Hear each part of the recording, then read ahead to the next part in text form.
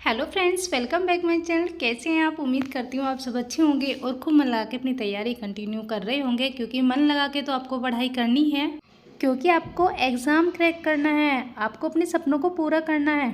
आप सोचो कि हमने न जाने कितने साल यूं ही बर्बाद कर दिए, कुछ नहीं कर पाए। काश हमने पहले से एक बेहतरीन स्टडी प्लानिंग कर ली होती, तो आज हम अपना एग्ज़ाम क्रैक करके अपनी जो हमारे सपने हैं उनको पूरा कर लेते।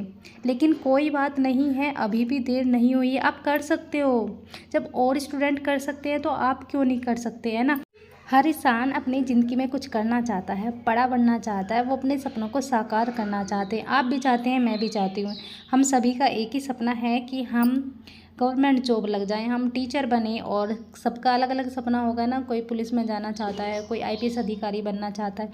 तो उसके लिए हमें कुछ तो अपनी लाइफ में चेंज करने होंगे ना, कुछ तो हमें अपना लाइफ स्टाइल चेंज करना होगा, अपना जो स्टडी रूटीन है पढ़ने का वो चेंज करना होगा। बस इतना ही हमें करना है, हमें अपने आप को बदलना है, हमें अपना समय वेस्ट नहीं करना, हमें किसी की बातों का बुरा नहीं लगना चाहिए। जो भी हमारे बारे में कोई नेगेटिव चीज़ बोल रहा है, आपको उसे इग्नोर करना चाहिए। फुल फोकस आपका अपनी स्टडी पे होना चाहिए, क्योंकि किसी का कुछ नहीं बिगड़ेगा। आप अपने जो ट्रैक है उसे उतर जाएंगे और आप अपनी लाइफ में फिर वहीं खड़े रह जाएंगे जहां आज जो लोग खड़े हैं, जो आपको बोल रहे हैं कि आप अपनी लाइफ में कुछ नहीं कर पाए। सिर्फ आपको अपने टारगेट पे फोकस होना चाहिए, आपको अपनी पढ़ाई पे फोकस करना है, ठीक है। हम सभी को मिलकर अपना एग्ज़ाम क्रैक करना है।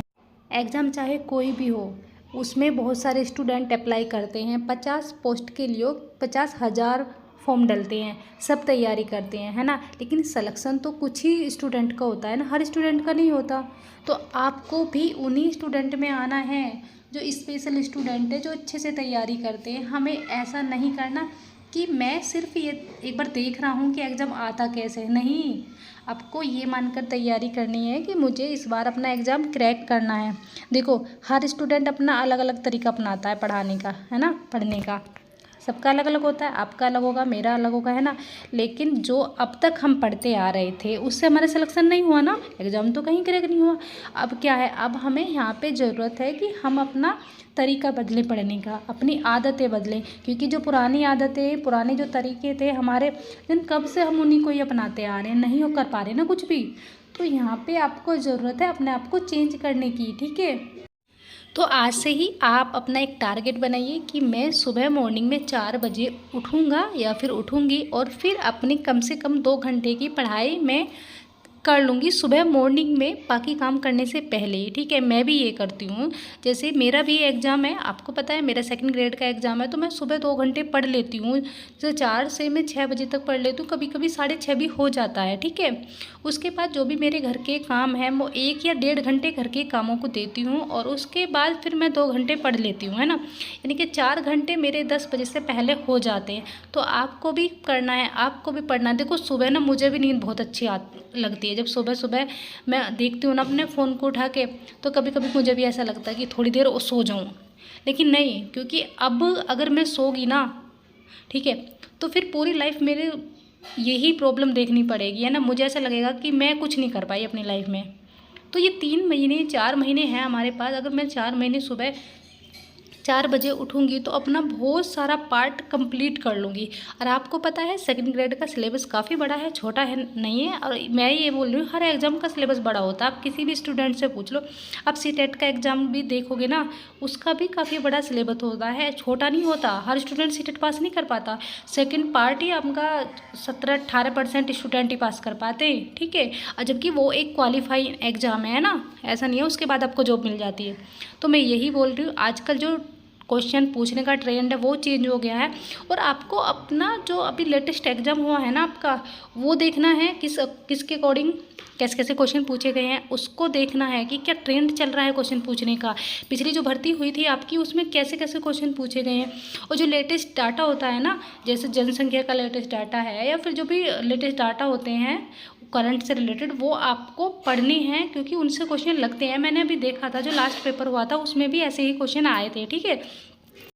देखो बहाने मेरे पास भी बहुत होते हैं, जैसे कि कभी कभी रात में मैं 11 साढ़े 11 बजे सोती हूँ ना, लेट हो जाती हूँ, या फिर 12 बज जाते हैं, कभी कभी नींद नहीं आती पेपर की, थोड़ा वो है ना स्ट्रेस ज़्यादा हो जाता है, तो मेरे पास सुबेरे के लिए बहाना होता है कि हाँ रात में 11 बजे सोई थी तो आज मैं 6 बजे उठूँगी। नहीं उठना, 4 बजे ही उठना है, ठीक है। और अगर आप चाहते हैं तो मैं लाइव 4 बजे आ जाया करूँगी, आप भी मेरे साथ पढ़ सकते हैं, मैं भी पढ़ाई करूँगी, आप भी कर सकते हैं, ठीक है। इससे थोड़ा ये रहेगा कि अरे वो पढ़ रही है मैं भी पढ़ूँगी, ठीक है। तो आप मुझे कमेंट करके बताना ज़रूर कि 4 बजे से मुझे लाइव आना है या नहीं, ठीक है। और दूसरी बात, अपना हर पार्ट को टाइम देना है, ऐसा नहीं है कि आप जीके का पार्ट छोड़ देंगे, ठीक है, या फिर जीके में कोई एक सब्जेक्ट छोड़ देंगे। जीके में आपको जो है शैक्षिक मनोविज्ञान भी पढ़ना है, और आपको इंडियन ज्योग्राफी भी पढ़नी है, वर्ल्ड ज्योग्राफी भी पढ़नी है, इंडियन पॉलिटी भी पढ़नी है, और राजस्थान पॉलिटी भी पढ़नी है, क्योंकि जो सेकंड ग्रेड का सिलेबस है उसमें आपको ऑल ओवर राजस्थान की जो जीके होता है ऑल ओवर वो आपको पढ़ना है, और अदर भी पढ़ना होता है। जैसे अलग अगर की बात करें तो आपको इंडिया की ज्योग्राफी पढ़नी होती है, जैसे महाद्वीप पढ़ने होंगे, महासागर पढ़ने होंगे, वैश्विक पवन तंत्र आपको पढ़ना होगा, और ये मैं वर्ल्ड का बता रही हूँ, ठीक है। अगर इंडिया की बात करें तो वहाँ पे वो है भारत की भौतिक विशेषताएं आपको पढ़नी पड़ेंगी, ठीक है। जलवायु जो तंत्र है वो आपको पढ़ना पड़ेगा। तो बहुत बहुत बड़ा सिलेबस है, ऐसा नहीं है कि आप इसमें एक भी पार्ट छोड़ सकते हैं, या फिर आपको पता है अभी जो पेपर हुआ था लेटेस्ट, उसमें जो है मैं ये कह रही हूँ ना, बहुत कम बच्चे थे जो क्वालिफाई कर पाए, क्योंकि उसमें आपको 40% लाना अनिवार्य होता है, लेकिन बच्चे 40% भी नहीं ला पाए थे।